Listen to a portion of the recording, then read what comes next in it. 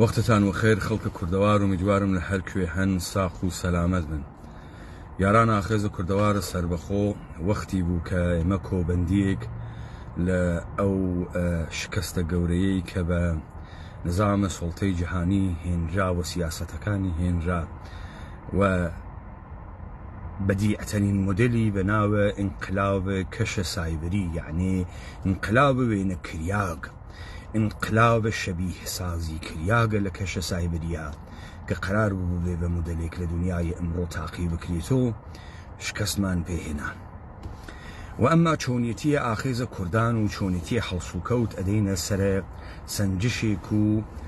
گزارشێک تا ئەم دقیقە تا بزانین دەستکەوتەکانە خەڵکە ئێمە لە ئاخێزە کوردانە چ بوو، حاکمیەت، دارودەسەی حاکمیەت و ئەیادی حاکمیەت چۆن حرەکەتیان کرد. سەرەتا من گزارشێک بەم لە فەزای ژەڵەژیاگێکا کە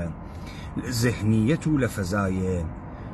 زەهنیا بۆ ئینسانەکان دروستی ئەکەن. ئەوەی کە ئەم حرەکەتە کە خۆیان دەستیان پێکردو لە ڕاستای جێبەجێکردنە مۆدلە سێوم و فازە سێومە دەوڵەتە ئێرانی خەریک بوون ئەیان بردەبەر و لە دەستیان ترازیا و تووشە و وەحشەت بوون، بە تایبەتی لە بەشە قەومی ئتنیکی کریاگە کووردا و مەجبورە بە پاشەکشەوە و کشەکردنەوە و خونجاندنی بوون. ئەمە ئەدەینە بەرە باس بزانن ئەمانە هاتن جەریانێکیان دەست پێ کرد و ناویان یا ئینقلابە ژنانە، هەر بۆ ئەوەی بزانێ ئەمە چەندێتەکە واقعا درۆزنانەست و ناخوێنێتەوە ئەو خەڵکەی کە وا لە ناوە خیابانە و ئەو خەڵکەی کە بەرامبەر بە دەوڵەتە ئێرانی گاردی گرتگە و ئەو خەڵکەی کە متەنەفرە لە دەوڵەتە ئێرانی، نەک بێتەفاوتە بەڵکو متەنەفرە لە دەوڵەتە ئێرانی، پڕە لە قین و تووڕەی بەرامبەر بە دەوڵەتە ئێرانی، ئەم جۆرە ڕەوایەتگە لە قبوڵ ناکە. طبقە ئامارە BBC تا ئەم دقیقە 460 نەفەرێک کوژیاگن. لەم 460 نەفەرە 40 نەفەریان مناڵە، 29 نەفەریان ژنە. لە ئینقلاب ژنانە هەر بە گوێرەی ئامارە مردگەکان هەروە کە ئاسف بەیات لە جەریانە پارەدایم شیفتە 57 کە ناو ئەندێ بە ئینقلاب پێپەتیەکان ڕووی ئەکا لە ساڵە لە پاییزە 56 تا 22 بەهمە لە 57 لە بەهارە 57 و ببەخشن تا 22 بەهمە لە 57 650 نەفەر لە ئوستانە تاران ئەکوژرێن کە 50 نەفەر لەمانە سەر بە مردمە فەقیر و بێ هەمە چیز نیەن، یعنی کەمترین ڕێژەی بەشداریان هەست. نازانم چۆن ئینقلابێ ناوی ئەندێ ئینقلابە ژنانە بە نسبەتە پیاگانە کوژیاگە ناوە خیابانە 1 بە 12 و چۆن ئەم ئینقلابە ژنانە هەست، یعنی تۆ ئیستە چووگی مەخرەجە مشتەرەکێکە دۆزی گەسۆ لە دروستکردن و کۆکردنەوەی کەسانێکا لە ژێرە چمکە سەتەمە جنسیەتی کە نیوەیە جامعەن و ئیستە ئەم نیوەی جامعە ئەکسەریەتە غەریبە بە ئتفاقی هات کەسە ناوە خیابان. بێ ئامارەکان بە تۆ ئێژێت هەر ئامارە BBC لە 460 کوژیاک 29 ژنە، 29 مەینەس مابەقی پیاکە. و ئەمما لە ڕووبەری تەحلیلیەوە ئەوانەی کە گەرەکیانە بێژن ئەم اتفاقە مەشیایە بکەوتایە بە پسپۆڕانە دەوڵەتە ئێرانیوە بە دەرس خوێندگەکان و کۆنە ئینقلابیەکان و دانیشگا چووەکان وەختی دانیشن تەحلیل ئەکەن، تەحلیل لەسەر محوەرە تەبعیز دانین. عاملە تەبعیز عاملە ئستثماریش باس ناکەن، عاملە تەبعیز وەکو تەبعیزە قەومیەتی، تەبعیزە نەژادی، تەبعیزە زوانی، نەبوونە عەداڵەتە ئیجتیماعی و نەبوونە بەرابەری ئەکەنە هەوێنە دروستبوونە ئەم یەکگرتوویە بەناوە ئینقلابە ژنانە. لێو دووە کەسێک وەکو مەسەڵەن محەممەد ڕزای نیکفەڕیش بەحس لە جامعەیە ناجامعەکە. ئێمە پێشووتریش وتمان ئەوەی لەم سەرزەمینە ئێمە دروستکریاگە کۆرپۆرێشنێکە کە تەمامە پەیوەندگە لە قەدیمیە سەرزەمینە ئێمەی هاڕی و لە دروستکردنە دنیای جەدیدیشە گەرەکی و مردمانێکی تاک و تەریای فاسدی شەهوەت گەورە کریاگی بێدەسەڵات دروست کات بناو شارومند كرسته يا أبزار إرادة كار أمانة والك شوية مثلا محمد رزاي نيكفر هلا قريتو إيجي وكو شون زمين ناسيك أزاني آتش فشانيك هر لحظة إمكاني هز بركانكي هلسيتو وجاركي تسلن وبقشيتو إيما دمان زاني ككوملغاي إيران دتقيتو لسر كاما محور دي زاني بلام نمان أزاني كي نمان أزاني كي بو چون تبعيز هز چون نابرابري هز چون بێعەداڵەتی هز بزانن یاران هەروەکو سەرەتایش وتم ماکیاڤێلی ئێژێت گەرەکتە حاکم بناسی ئێشێ لە پێگەی مردماوی گەرەکتە مردم بناسی ئێشێ لە پێگەی حاکماوی ئەوانەی ڕوو بە ئێمە قسە ئەکەن لە پێگەی مەحکوم و قسە ئەکەن یا لە دەرەوەی حاکم و مەحکوم خۆیان بەناو سالاران ئەزانن ئەمانەی کە ئەمانە مەترەحیەکەن بەتایبەتی لە کۆمەلگای بێ کۆمەلگا یا جامعەی ناجامعە مەسائل نەرێنی یا سەلبیە نەک ئیجابی بۆ خەڵکە ئێمە یەکگرتوو بووگە ئەمە ئینقلابە وەڵا چون ستەم هەز ناعەداڵەتی هەز ئەمە خوێندنەوەی غەڵەتە خەیلی غەڵەتە خوێندنەوەی حاکمیەتیە بزانن برسیەتی ناعەداڵەتی نابەرابەری حتا ئەگەر بگا بە لووتکەیەک کە ئاشوبی لێ بکەوێتەوە ئاشوب کوێری لێەکەوێتەوە بەستگیە لەگرا مەوجود نییە برسیەتی و قاڕ و قوڕسکە ئینسانەکان تێرێتە خیابان و بەڕاحەتی تیمێکی منسەجم کۆیان ئەکاتەوە کوشتەیەکی فرایان لێگرێ و ئەیان هەنێرێتەوە ئەمە هەچێ دروست ناکە تۆ بۆ ئێژی ناجامعە یعنی ئینسان گەلێک لەگەڵ یەکتریا پەیوەند گەلێ جۆرا و جۆرە جەمع گەلێ شناسنامەدارە قەسداریان نییە منزوریان لە جامعەی غەربی کە ئەحیانن جامعەوی چییە جامعەی غەربی جنبشکە لە سەندیکالیستی واتیا سنفی واتیا جنبشکە لە لایف ئستایڵی واتیا گەی و هۆمۆ و لزبیەن و هیپی و جەز و ئەمانەی واتیا ئەمانە پەیوەندیگەلە جەدیدە شاری دنیای مۆدەرنن دەی لە دڵە ئەمە لە دنیای غەربا حیچێ نهاتە دەرەوە ئەم پەیوەندیە هیچ جەمعێکی قەستمەندی دروست نەکرد کە گەرەکی بێت جامعەیەکی بتەوی لەسەر و دانیاوێ بەڵکو جامعەی بەخەت کرد و هەماهەنگ کرد بۆ فەرمانبردنە لە حاکمیەت پس ئەوەی بەحس کریا سەلبیە نە ئیجابی ئیجابیەکەی چییە ئەوەی کە تۆ ببی بە جامعە نقطەی عەزیمەتە بۆ قیام لە ناجامعە بوون و دەست پێیەکە نە لە جامعە بوون و تۆ فکرکەی تۆ بگیت و جامعە بعد حکوومەتێکی شدانیاگە حکوومەتەکە فاسدە هەرو جۆرەی کە جانلاک ئێژێتی تۆ حەقت هەست بەرامبەر بە حکوومەتە فاسدێ کە مالکیەت پێشێ لەکات و وەزایفە خۆی جێبەجێ ناکات قیامکەی ئەمە غەڵەتە تۆ ناجامعی لذا حرەکەتە تۆ لە حرەکەتە ئەوەڵا دروستکردنە جامعەس و بعد دانانە تەنزیمات جامعەس کەواتە ئەمە ئیجابیە یعنی بە دروستکردنە ئەوەڵین هەنگاو بۆ جامعە دروستکردن تۆ ڕەوایەتە گەرەکە ڕەوایەتێکە گەرەکە کە کۆمەڵی ئینسان ئەم ڕەوایەتە لەسەر پێگەی واقعی و مادی بە لەشە فیزیکیە ئینسانیە مەوجود قبولکەن ئەمە لەم شتەی کە پێ ئێژن ئێران مەوجود نییە و مەوجود نەبووگە و ئەمما بەر لەوەی بێمەناوە ئەمە لە ئەیادیە دەوڵەتە ئێرانی بێژم دەوڵەتە ئێرانی هەروە کە جامعەیە ناجامعەی هەست بە گوێرەیە بروکراسی نەهادگەلە مختلف قانون گەرەکی بوو خەڵکە ئێمە مەحسوور و منقادکە و تا ئەم دەقیقەیشە بڕێکی فرە لە کارەکانە خۆی برگەسە بەرەو ئەمما لە سەرزەمینە ئێمە ئەم اتفاقە ناکەوێ بۆ خاتری ئەوەی کە ئێمە قەوامێکی دەرونی تەمەدونیمان هەز و وەکو ئینسانە غەربی نین بوویە تا ئەم دەقیقە دووچارە مشکل بووگن بێمەوە سەر ئەوەی کە دەوڵەتە ئێرانی لەم مەسیرە کە شکستی پێهێنرا تەمامە ئەیادیە خۆی خەرج کرد و ئەیادیە خۆی تڕۆ بوون و نابود بوون لە ڕووبەر تەبلیغیشۆ. هەروە دەرکەوتنە قسەهای جۆرا و جۆرێک کە خەڵک ئەگەر دوێ کە بە تەحلیل پێی نەیەگەیی ئمڕۆ بە مستەمسەک پێی ئەگات. لەوەی کە کەسێک بەناوە هوشیار عەبدوڵڵا هەڵگڕیاوە و باسە سەفەرە نهێنیە ڕەهبەرانە ئەحزاب منتەسەبە بە کوردی بە ئێران کرد. بۆ خاتری ئەوە ئەمە ئێشێ تعریفێکمان بوێت لە حەدە متعارفێک کە خەڵک تێئگا لە حیزب، لە مبارزە، لە کوردایەتی، لە ئۆپۆزیسیۆن، لە مبارزەی چریکی و لە مزاکرەکردنە.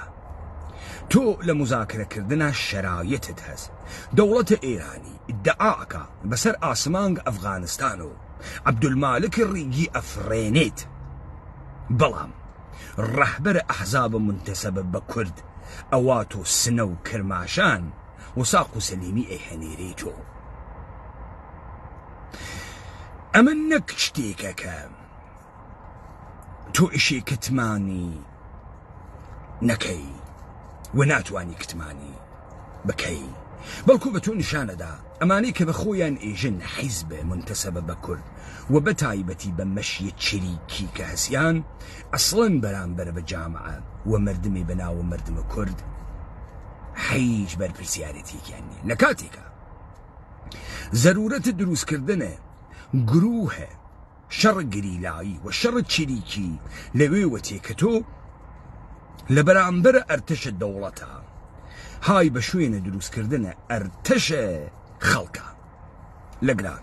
تۆ بە عینوانە هێزە چریکی بۆچی ئێشێ پێشمەرگە یا گریلا مقدس وێ؟ چون هێزە خەڵکە، هێزە نظامیە خەڵکە. وەلی تۆ بە گوێرەی ئەم مێژوە لە هیچ کوێیەکە ناوێنی ئەمەی کە نانی خاتەم لە خەڵکەکە گەلە کەسی خەڵکەکە ئیمکاناتە لۆجستیکی و ئیتلاعاتی و حەشاردانەوەی پێ بدات و هێزە مادی پێ بدات، لە بەرامبەر ئەم خەڵکە وەزیفەی خۆی جێبەجێ کردوێت. هیچ وەزیفەیە بەرامبەر بە خەڵکەکە جێبەجێ ناکە، بەڵکو شەهەواتە تاقمی و گروپی خۆی ئەواتە بەرەوە. ئەمانە ئیدعا ئەکەن کە حیزب سیاسین،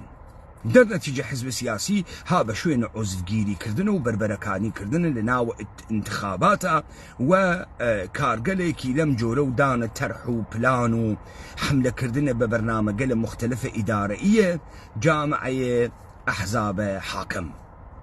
بەڵام ئەوەی کە تۆ لە کۆمەڵە و دموکرات و پەکەکە ئەیوێنیت نەک گرتنە کادر سیاسی و ئەعزا و ڕۆچوونەوە و گرتنە عمق ئیجتماعی و بەرەیە پان و بەرینە خۆیانە، بەڵکو گرتنە نیرویە چریکیە. مەسەڵەن ئەمانە گەلێکیانە بێژن ئێمە 10 عوزڤە جەدیدمان کرد، ئێژن 10 عوزڤە جەدیدمان مسەلح کرد. لە کاتێکە تۆ 30-40 ساڵە لەمانە شەڕێکی تەمام عیارە لە سەرزەمینی کوردەوارە لە بەشە چریکیە تەکە حاکمیەتە لەلایەنە ئەمانە نییەن. تۆ چۆن بەرخەلافە کارکردە خۆت خەریکی کارەکەی؟ تۆ چۆن ئیدعاکەی حیزب سیاسیت ئەندامێک کە ئەیگری چریکە و چۆن تۆ چریکێ کە ئەیگری شەڕ ناکە و کارە چریکی ناکە؟ چی تۆ ئەهێڵێتۆ؟ چی ئیمکاناتە مادی ئەوانە جێبەجێ ئەکا و تۆ ماتەڵە کەیت و کەیت لە کاتێکا کە ئەولەویەتە جەنگە چریکیە مەسە تۆ دوژمنە خۆت مستەئسەل کەی، شەکەتی کەی، بیهەڕەکێنی لە هەموو جێگەیەکە لێی بدەی، لێی بدەی و دەرچی، لێی بدەی و دەرچی. ئێمە دیمان لەم سەروبەندە بۆ ئێمە دەرکەوت کە ئەمانە مستەقیمەن لە پرۆژەگە لە حاکمیەتیا شرکەت ئەکەن و مەنابع تەئمینە نیازگە لە مادیان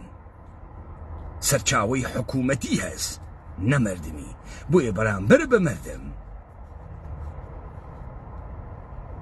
بێمنەتن.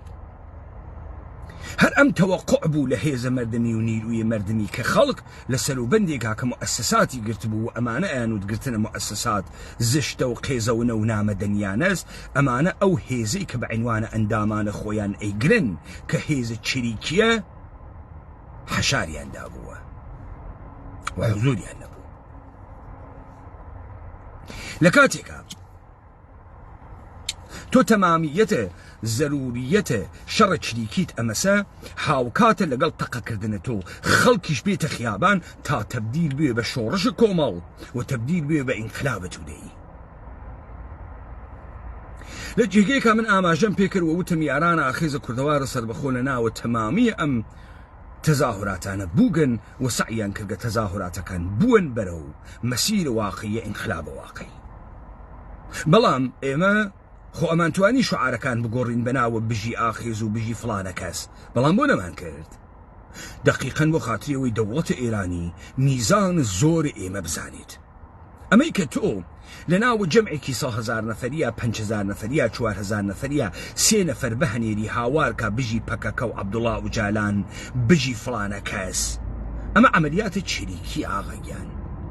أما قدرة انقلابينية أما قدرة متنية تونية أما جامعة تكاندانية أما حاكمية ناترسينيت حاكمية لعمليات تشريكي آوان ناترسيد حاكمية لسلطان دنا مجسمة ودانجير عمامي فلانة كاز ناترسيد حاكمية لشيء ترسي لهذا انقلابية ترسي ولهذا انقلاب ترسي هذا انقلاب كامسا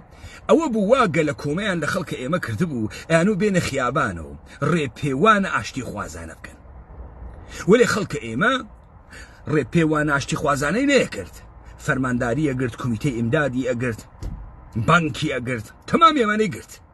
هل لما هابادو شنوه تاجوان رو قرتي أما كار كيبو كار آخيز كردان بو هدف سياسي إيما وهدف انقلابي إيما بو أما تشيب دولة إيراني نشاندا هيز انقلابي نشاندا وقرنا وكو عنتر چواردانا عنتر بدوزيتو پولی پی بي پولی پی نوي سمپات توي ساپورتر تويد لجيگيكو چيقا چيقي بكاو دو دنگ هاواركا صدان فيلمي وام لآخيزي كان هابدسو وبلاو ما نكردو ونمهش بلاي بكنو وحتى اگر ياران قرق كان بو بلاي بكنو برن بيقرتن چون قدرة إيما قدرة واقعية وقدرة النمايشية شريكينية إيما متن تودة ساز وتودة وانقلاب تودة سازين فرقك خيل فرقك نبرية شريكين نهيزة شريكين إيما كل سازين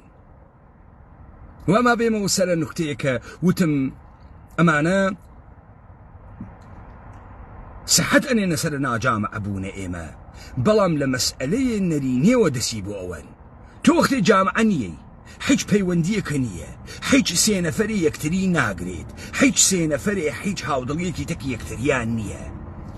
شون مسائل النريني وكو برسيتي وتوهين بيكردن ونمان كرامة ونبون عدالة ونبون برابري وتبعيز شون أتواني هرسينا فريك حيج بيونديكي بيكوانية بيان لكيني بيكتريو شون أتواني هوين انقلاب بي هوين انقلاب نية هوين الشورج أتواني بويد أتواني إنسان برسي بيت درو هاواركا بيجي برسيما تاوي كلتناني كيبو فرعدن تير أوي أرواتو كفو كل يخفي نقطة عزيمة أما ناجامع أبونا لنا جامع أبونا تو إشي جامع دروس كيتو تو إشي بيوندية كان بيريتو بويا آخيز كردان هاتا قراو بوتي تنيا نيرويكي مادي تنيا عنصريكي مادي كأتواني سوجي انقلاب اجتماعي وانقلاب سياسي بيت إنسان وقومي كرياغا كردا لقرا يكشت موجودة شمكيك بناو كرد وعديك إنسان واقعي للجغرافيايكي محسور كرياغا وشوار باش كرياغا بقوم إتنيكي كرد ولجير أم مفهوم اللي أدن أما الصوت شل صالة لي أدن أما هيزيكي مادي دروز أكا كتمام أمانيك كلا قامشلو بن كلا همدان بن كلا إيلام بن ليكتري خريانا كاتو وكويانا كاتو ولي أم اتفاق بو ما بقيا ناكفي بو ناكفي إيرانية إيدئولوجية إيرانية حيج مردمانك واقعي تيانية إيدئولوجية هیچ ئینسانە واقعیەکی نییە. لە کاتێکا کورد ئینسانە واقعیە و هاوکاتیش ئینسانە تەمەدونیە، کەواتە کوردان جەمع تەمەدونیە و جەمع فەرهەنگیە. بەڵام ئەمە تۆ لە ئێرانیەتە ناوینی. ئێرانیەت چییە؟ ئێرانیەت وەهمێکە، ئیدئۆلۆژیەکە کە هیچ عنسرێکی مادی بێجگە لە دام و دەستگا و ساز و کارە سیستم و دەوڵەت نییە، هیچێکی تری نییە، هیچێکی تری نییە. دەرنەتیجە جامعەیەک بە ناوە جامعەی ئێران ناجامعە ئەمێنێتەوە و تەنها شتێک کە ئەم چوارچێوە حیفزەکە شتێکە بە ناو دەوڵەت و سیستەمە دەوڵەت تا ئەگرا تەمامە تەلاشیان ئەکەن وا بێڵنیوە وا نامێنێتەوە، شکستە ئەوڵیان خوارد. پس ئێمە لە ئاخێزە کوردان چیمان کرد؟ ئێمە لە ئاخێزە کوردان ئەوەڵین کارێکە کردمان لە ناجامعەبوون بەرەو جامعەبوون ڕووی. یعنی چیمان کرد؟ یعنی ڕەوایەتە کوردیەتە خۆمانمان کرد. کورد کێس؟ کوردان کێن؟ سەرزەمینە کوردەوار کوێس؟ دوژمنە کورد کێس؟ ئەمە ڕەوایەتێکە کە ئینسانە کوردی دەسی پێ کرد، کەواتە مجموعە لە ئینسانگەلە حەقیقی و ئینسانگەلە واقعی دەستیان بە یەکتری وگرت لە ژێرە ئەمە. مەسئلەیەکی تر چۆنیەتیە دانانە دەسەڵاتە خۆ بەسەر خۆز، یعنی تەنزیمکردنە ژیانە کۆمەڵایەتی ئابووری و سیاسی کوردان. ئێستا ئێمە لەم قەدەماین هاوکاتە لەگەڵ جامع سازیە ئەوەی کە ئەیکەی نەک نەرینی نییە، ئەرینیە ڕۆخاندنە دەوڵەتە ئێران نەک لە نەفی زوڵمە، ڕۆخاندنە دەوڵەتە ئێران لە لابردنە تەوەهومە وێرانگەرە ئێرانیەتە و هاوردنە واقعیەتە کوردیەتە بۆ دروستکردنە جامعەیە واقعی. کەواتە ئاخێزە کوردان نەک لە دڵن سەلبیات و نەهات کەسە دەرەوە، بەڵکە ئیجابیاتەکە ئاخێزیان دروستەکە. کەواتە ئەوەڵین هەنگاو ئەم جەمعەسە کە ئێوە دروستان کردەکە، جەمعە ئاخێزیان سەرەتای تەشەنە پێدانە جامعەی کوردی یا کوردان. ئەمە سەرەتایزی و بەلێشاو وردە وردە لە بنیاتنانە ئەم جامعە بنیاتنانە دەسەڵاتیشی لە جەمعەگە لە قەستمندە سەرسپێریاگە بە شەرت و بەسە خۆیان دەست پێکات. پس تەفاوتە ئاخێزە کوردان لەگەڵ ئینقلابە وێناکریاگە کەشە سایبریە، یعنی ئینقلابە شەبیه سازی کریاگە لە دنیای لاهوتە ئاسمان تا زەوی تەفاوتی هەست و لەگرا حاکمیەت و ئەنوان و ئەنسارە حاکمیەت و ئەربابە غەربی شکستی خواردە. دانەیە یەهودی مەسیحیە ئەمریکایی ئینگلیسی ئوروپایی نە مردمە ئێمە ئەناسێت، نە کولتورە ئێمە ئەناسێت و نە مردمە ئێمە لە منتەقە ئەوە ئەخوێنرێتەوە. ئەو لە فەرهەنگە خۆیە نەک ئینسان مشتی ڕۆبۆتە تەربیەت کریاک دروست ئەکات بە دەستگاگە لە مختلفی، بە دینی، بە بوروکراسی، بە ئاموزش و پەروەرشی. لە سەرزەمینە ئێمە تۆ ناتوانانی ئینسان بەی لە قاڵە بیدێتە دەرەوە، لذا ئینسانە ئێمە بە منتەقە ئەوان قابل خوێندن نییە، ناتوانن بیخوێنەوە. بۆیە لە شنۆ لە دەستی ترازیاتایە جوانگەڵ. بەڵام ئێمە خۆمان خاسەناسین، ئێمە سەر لە نوێ پەیوەندی گەلمان لە فازە جەدیدە دنیای ئەمڕۆوە لە بنیادنانەوەی کوردانە دەست پێ کردەکە. اتفاقێکە کەوتکە دەوڵەتە ئێرانی و عنوان و ئەنسارە دەوڵەتە ئێرانی تووشە شکستە ئەمێقێک بووگن، ئەیادیە دەوڵەتە ئێرانی تڕۆ ڕسوا و فاستر لە هەمیشە و بەرنەفرەتە عمومیە خەڵکی کەوتگن. بزانە ئەوەی کە تۆ بێتەفاوت بیت تا ئەوەی کە تۆ